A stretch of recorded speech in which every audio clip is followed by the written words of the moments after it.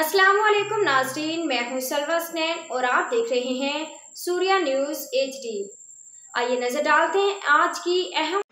मंगोपी town में अवामी तरक्की, तालीमी बेहतरी, जदीद सहूलियात की फराहमी के हवाले से एक मस्बत पेशरफ्त सामने आई है।